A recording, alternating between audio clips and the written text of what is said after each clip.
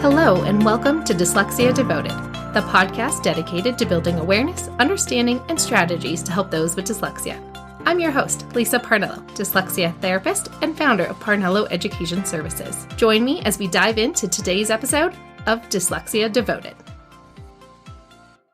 Hello, friends. Welcome to another episode of Dyslexia Devoted. I've been enjoying a lovely weekend in my teeny tiny cabin in the woods, and there was a meteor shower last night, so I got to sit on the porch in between some rainstorms and see some beautiful shooting stars, one of which was the largest one I've ever seen, which was a fun little treat last night. And it is a nice way to end the summer.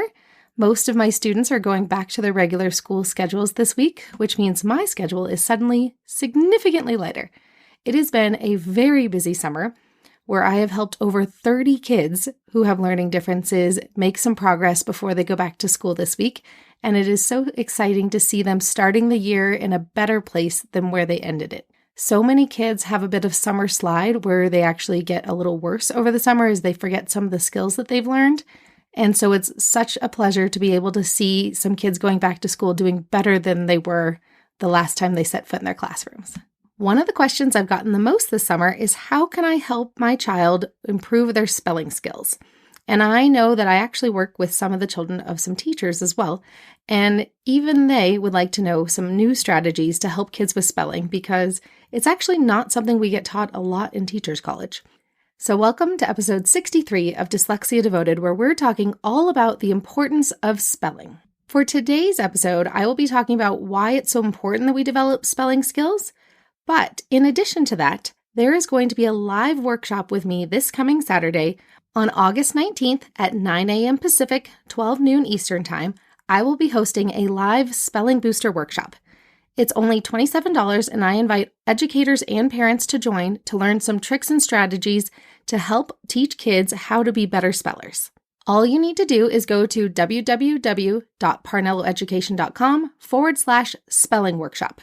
And yes, please try to put the W's in. My website and I are not entirely friends this week. I was trying to fix it, but like I said, helping kids learn to read is kind of my priority this summer, and I don't have a ton of downtime until this coming week. So hopefully I'll get that fixed soon. But in the meantime, make sure you put the W's in front of parnelloeducation.com when you visit the website to make sure you get where you need to go. So once again, for just $27 on August 19th at 9 a.m. Pacific, 12 noon Eastern, I will be hosting a spelling booster workshop. I really hope you join me live, and that way if you have any questions, I can answer them for you at a little Q&A session at the end of it. Once again, parnelloeducation.com/spelling workshop, or I'll link it right here in the show description wherever you are listening to this episode.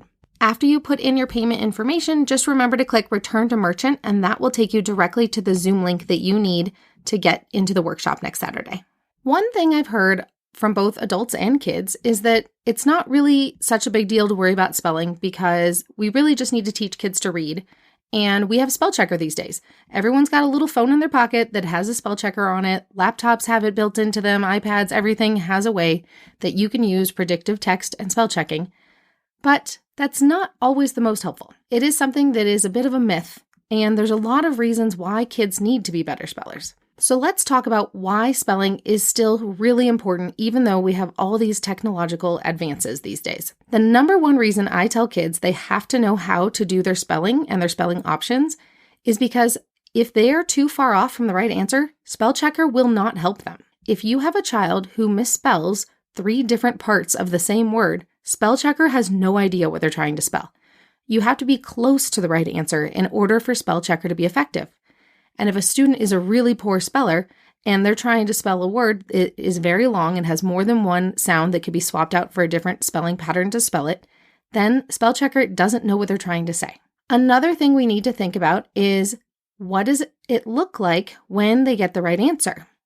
I've seen so many kids use predictive text and autocorrect and things like that just to fix their spelling errors. But if they don't know the way their word should be spelled or pretty close to it, they will sometimes pick the wrong answer. My favorite terrible example is one of the girls I was working with mixed up terrorist and a terrace. A terrorist is a very bad person who harms people. A terrace is a very pleasant patio that you sit on and enjoy the sunshine. Now, if you are just using spell checker and it tells you, yep, that's a word, It doesn't catch it sometimes when you click the very wrong word that means something very different.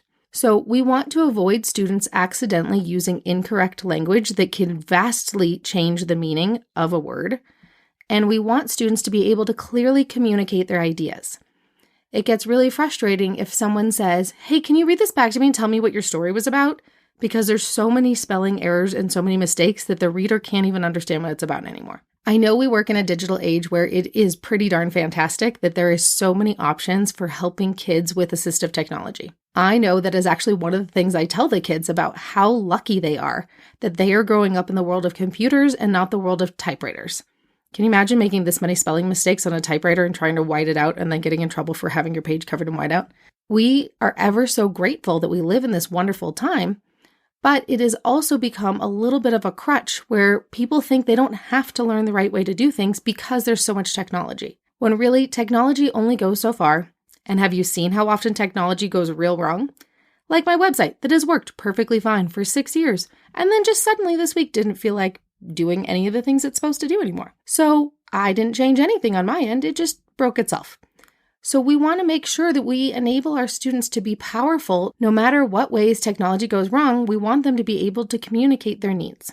Another reason to support strong spelling is because of the way people are judged by others. And while we wish this wasn't a thing and that people would not be judged for their hidden disabilities that people cannot see, it does still happen. I actually saw this really amazing post by a police department that one of their officers shared something that he had done and was celebrating the way that they had helped the community. There were a lot of errors and typos in the message. The police department went and posted a new message that says, "We will not be editing or correcting that post. This fantastic officer does his job well, but he also has dyslexia. And we do not want to hide hidden disabilities even more, and we want to celebrate the fact that he's doing a great job without judgment." And I thought that was such a powerful thing to read this week. While we wish people wouldn't judge others for poor spelling, and we don't want people to think someone is less intelligent because their spelling is bad, but that's really what happens, especially in a digital age when so many things are done via text messages and emails and internet postings and things like that, where there's a lot of writing involved in our society today, and there's not as much communication that's happening through verbal communication. And so we need to prepare our children to become adults who can be strong, powerful writers who can get their message across and hopefully try to avoid some judgment. And I want to make sure that we talk to the kids about the fact that, spelling is hard for you. And, people might think certain things, but here's what we can do. We can make you the best speller we can possible. And then we can also teach you to advocate for yourself so that if somebody makes a comment, they feel strong to speak up about themselves. And they feel empowered to be able to say, yes, I know I spelled some things wrong probably. I have dyslexia and that's part of it. It doesn't change how smart I am. And so we have to do a balance of teaching kids to stand up for themselves and spread the knowledge of dyslexia, but also empower them to be good spellers because they actually have the power to become better spellers, where maybe there'll be a few words that they mix up here and there, and there's ones that might always be hard for them, but we can teach them how to be really great spellers. While English is kind of a crazy language because there's so many languages mixed together to create English, there are a lot of rules, but there is a logic to a lot of them. A lot of the things that we teach kids for spelling, there's an actual reason why we spell them the way that we do. And not enough kids are taught the reasons why we spell things a certain way. One of the most powerful ways to teach a kid with dyslexia is to teach them why. It's not just memorize all these words, this is how you spell them. That is actually the worst way to teach a kid to spell. But it's to teach them the logic. Why do we do it this way? What is the pattern? When are the times that it will always be done this way? And that will help them in the future. They go, oh, wait, I remember that. And then they know the rule. And you just ask them a quick little question that gets their brain going. And then they remember the strategies that they need to spell correctly. Last week, I went to lunch with a girl who is in her senior year of high school and soon to be going to college and things like that. And we were talking about how the way I taught her to read was so successful, but now she can't really tell me any of the rules. She just reads. And that is actually the second time I've had a kid who's grown up and gotten older and tells me, I don't even remember the rules. I just read and write. And that's the power of it. The rules are not something for them to regurgitate and memorize forever and ever. It is something for them to finally recognize the pattern. It is something for them to know that there is a pattern, that there is a logic. It's not about having to memorize rules for the rest of their life. It's about helping them to figure out the code and break it and then move on with their life. And that is what's so powerful. I loved hearing her say that she doesn't even think about the rules anymore. She can just read. And that is fantastic. But we have to get them there. There are steps in between the I can't read and I don't remember how I learned to read, I can just do it. What happens to all those times in between? And that's what we're focusing on. So I really hope that you join me for the Spelling Booster workshop this weekend. I did the easiest registration possible for this class. It is the first time I'm doing one of these workshops, and if it's a success, then we will do more of them in the future. So when you register for the workshop, make sure you click the little Pay Now button and then click Return to Merchant, and that will take you to the Zoom link for our class. So like I said, this is a live class where you will get to see me and I can see you, and we can really interact with each other, and I really hope that you join me for this class. So like I said, parnelloeducation.com/spelling workshop, and put the www in the website so it takes you there if it doesn't work without it. And I really hope you join me for our class so I can teach you some of the strategies to help kids with their spelling. That's all for today, and I'll see you next time.